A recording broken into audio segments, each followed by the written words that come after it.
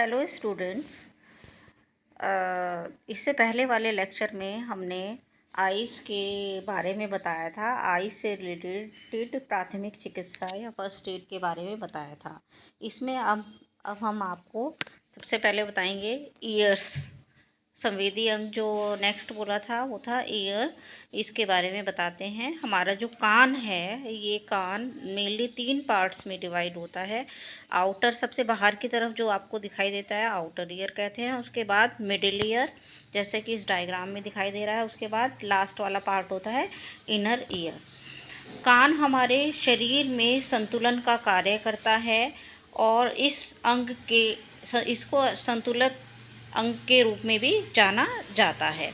इसका मेन काम क्या है? हमें जो है बाहर के ध्वनि संकेतों को सुनने में हेल्प करना। तो जैसे कि आप जानते हैं, बाहरी जो आउटर ईयर होता है ये ट्रायंगल शेप का होता है और इसके तरफ, बाहर की तरफ पिन्ना, जो उभरा हुआ पार्ट होता है, इसे पिन्ना कहते हैं। उसके बाद मिडिल ईयर में 3 बोन, छोटी हड्डियां होती हैं, जो हमारी बॉडी की भी सबसे छोटी बोन्स कहलाती है, मैलस, इनकस और स्टेप्स।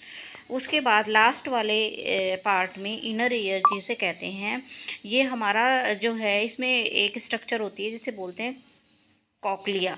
ये वाला जो है, इसमें सेमी सर्कुलर कैनाल, जो कि संतुलन का कार्य करती है और सुनने में हेल्प करती है।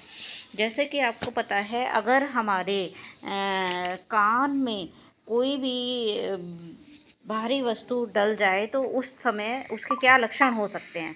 सबसे पहले तो जब कोई भी चीज़ डल जाती है हमारे कान में, तो सबसे पहले होता है उसका लक्षण, कान में दर्द हो सकता है, कान में खुजली होना, या फिर कान में मवाद या खून बहना, सुनने में प्रॉब्लम होना या इन्फेक्शन होना। ये है लक्षण कि कान में कोई चीज़ चली गई है, क्या कुछ प्रॉब्लम हो गई है। अब ऐसी कंडीशन में क्या प्राथमिक चिकित्सा करें? तो सबसे पहले तो क्या करेंगे हम, कान में गिरी हुई चीज़ को चिमटे की हेल्प से निकालने की कोशिश ना करें, ठीक है। दूसरा, वस्तु को निकालने की कोशिश के लिए सिर्फ जिस पार्ट में जिस कान में डली है उसको झुकाएं और दूसरे कान को उंगली से हल्का सा रगड़ें, जिससे इन्फेक्टेड जो कान में वाइब्रेशन से वस्तु बाहर आ सकती है। तीसरा, कान में रुई, तेल आदि ना डालें। और नेक्स्ट है, वस्तु के बाहर न आने पर, कान में सूजन या ब्लड आने पर फ़ौरन मेडिकल ले जाएं। और नेक्स्ट है, नाक में मुंह को बंद करके हवा बाहर निकलने पर भी कोई चीज़ या कीड़ा बाहर की ओर आ सकता है। इस समय क्या करेंगे, नाक या मुंह को बंद करेंगे, जिससे कान से हवा बाहर निकलने पर ही कीड़ा बाहर आ सकता है। ये था प्राथमिक चिकित्सा रिलेटेड विद ईयर।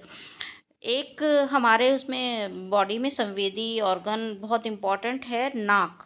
ये क्या है? नाक जो हमारी बॉडी में होती है, जिससे हम सांस लेते हैं, जब इसमें कोई इन्फेक्शन हो जाता है या कोई चीज़ चली जाती है, तो हमें सांस लेने में प्रॉब्लम हो जाती है। नाक में जलन या दर्द या खुजली होती है, या नाक से लगातार पानी बहना इसके लक्षण है, या खून आ जाना, या आँखों में से पानी बहना, या नाक में सूजन, इसका आकार चेंज हो जाना। ये सब इसके लक्षण है कि नाक में कोई चीज़ चली गई है, कोई भारी वस्तु चली गई है।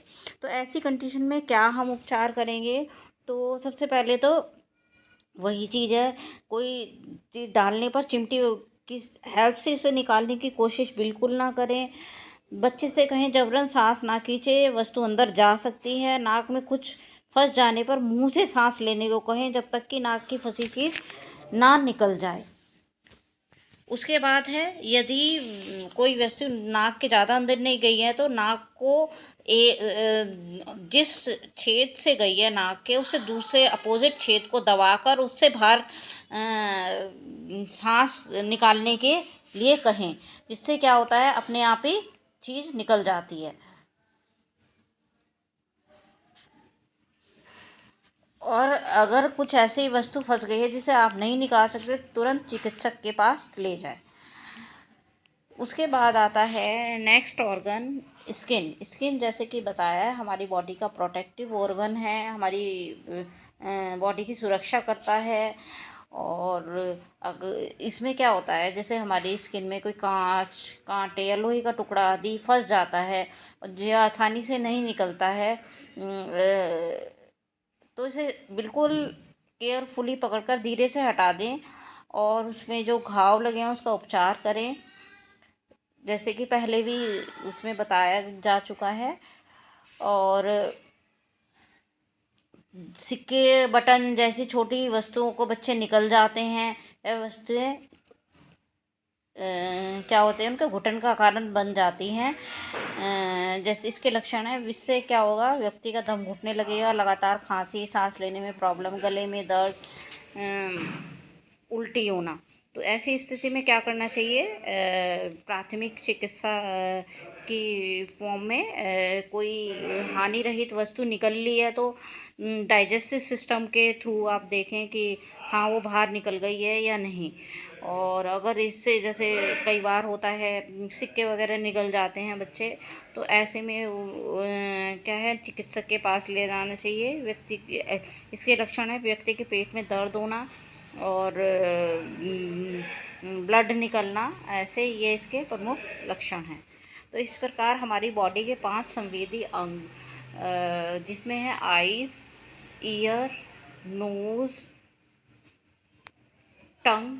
टंग जीभ जो है वो हमारे इसमें टेस्ट में हेल्प करती है। और स्किन, तो ये क्या है, ये हमारी बॉडी के संवेदी ऑर्गन हैं। अगर इनमें इनसे रिलेटेड कोई प्रॉब्लम हो जाती है तो उससे रिलेटेड प्राथमिक चिकित्सा के बारे में बताया गया है। Thank you.